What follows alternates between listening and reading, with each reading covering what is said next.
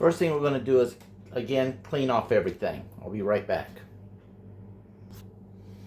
So now we have our talo. It's just fat. I am going to take a piece of baking paper.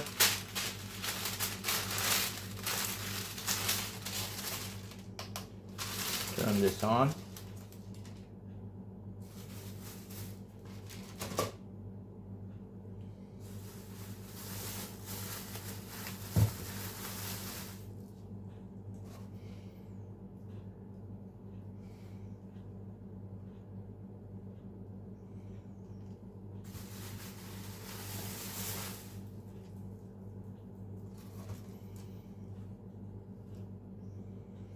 That's a 112. We need a 1.2.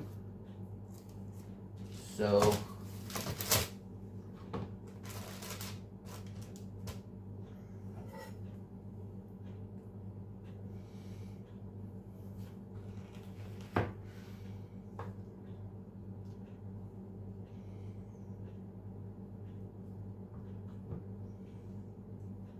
hang on. It's a 1.7.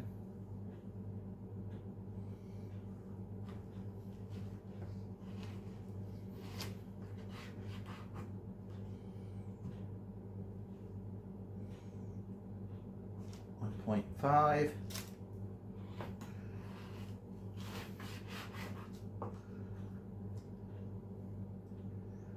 1.4,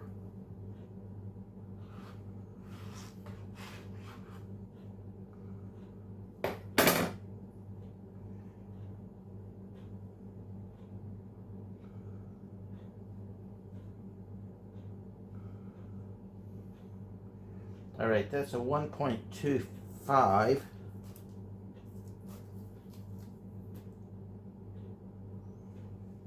There we go.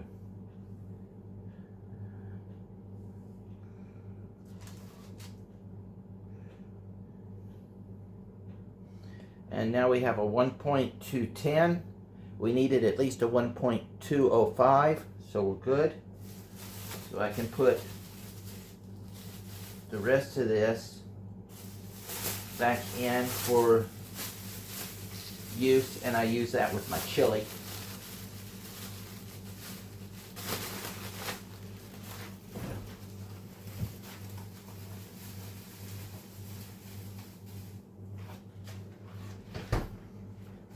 So now we have our talo weight. Remember, when we render this, there's going to be some tendon and stuff in there. That, not tendon, but just lining, material lining, which will come out a little bit, but that's within a close enough range to what we need for a 1-to-1 ratio. So I move that over. We'll put this away, clean all this up, and I'll be right back. Now when you're cutting this, you're going to have this fibrous material. We want to really try to remove as much of that as possible.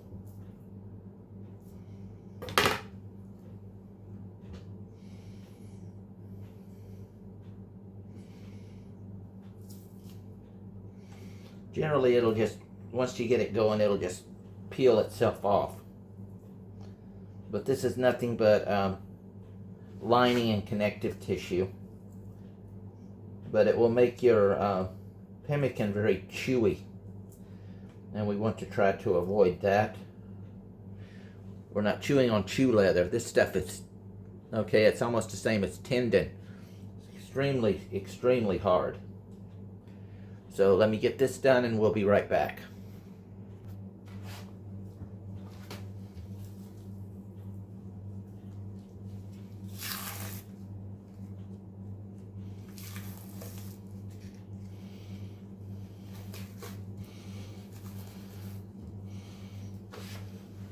This is why I left that extra,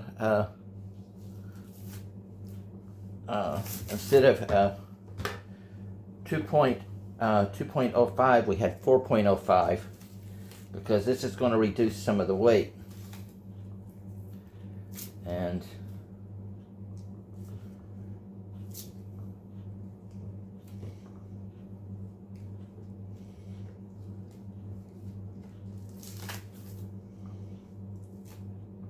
so this is why I left a little bit more weight on there. I said that was fine. I forgot to mention the reason that it was fine and within tolerance was once I remove all of this, we're going to lose that weight or close to it.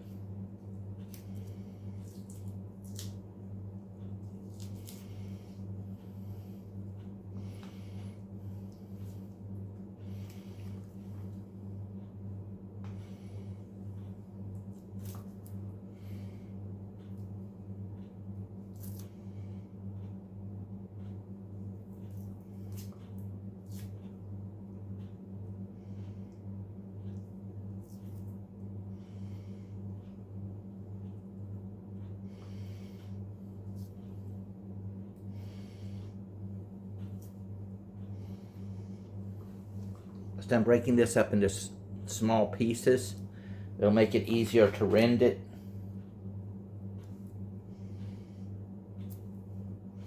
And by doing this, I also know I've gotten, if I can break that off like that, I know I've gotten the majority of that connective tissue out of there.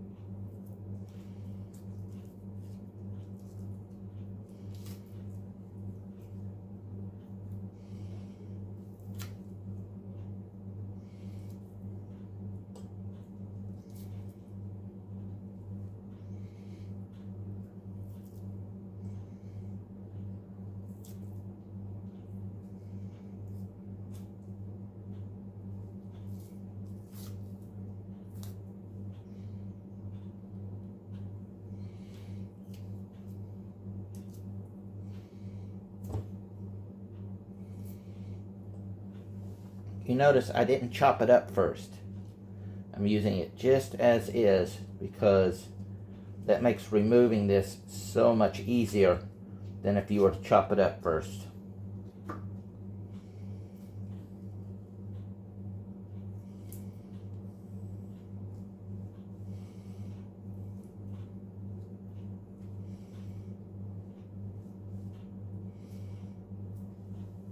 So let me get this done, and we'll be right back.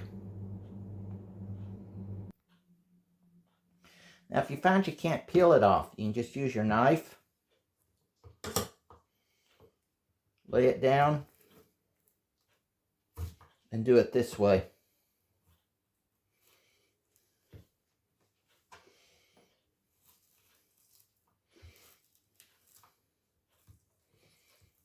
You can see how tough that is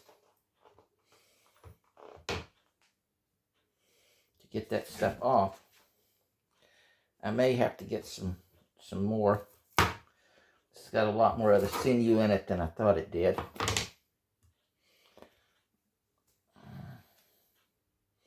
I got this fresh cut from a pig's belly, so.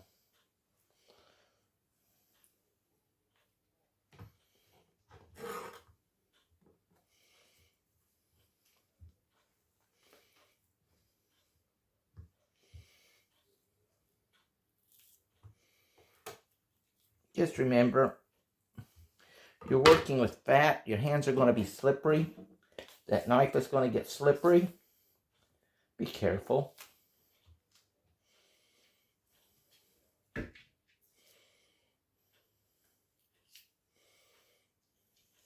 How did you get in here? Oh,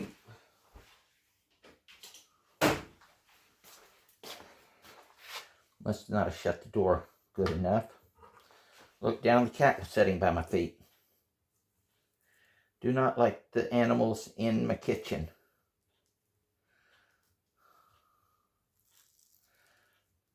I know Germans A lot of Germans are okay with that. Over here, they'll even, dogs, they just go in with you to restaurants and so on. I mean, most of it's perfectly fine, but we're getting into spring. The animals are shedding. And I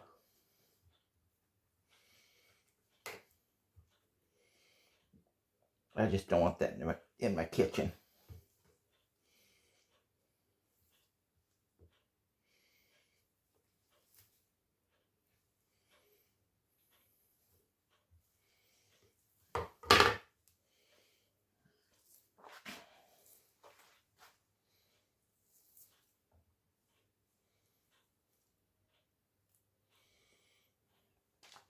Now I can take this, I'll put it in the microwave, heat it up, and it'll render some of that down.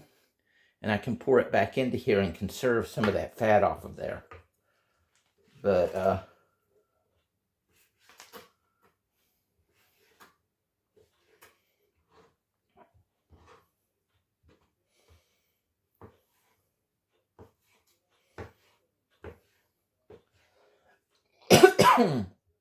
excuse me.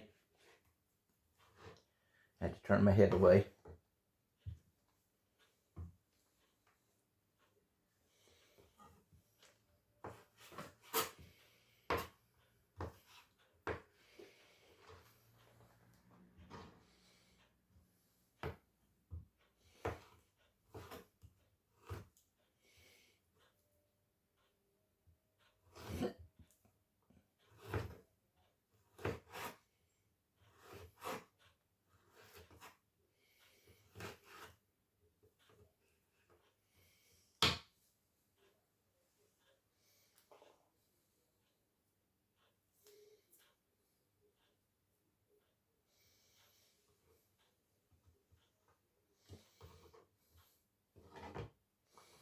So let me get this done and we'll be right back.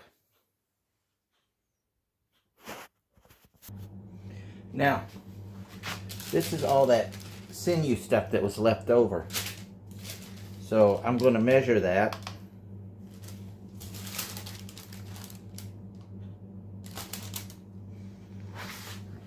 And that's a 4.0. So I need to render this down. The easiest way to do that, I'm not going to put it over a fire and render and turn. No.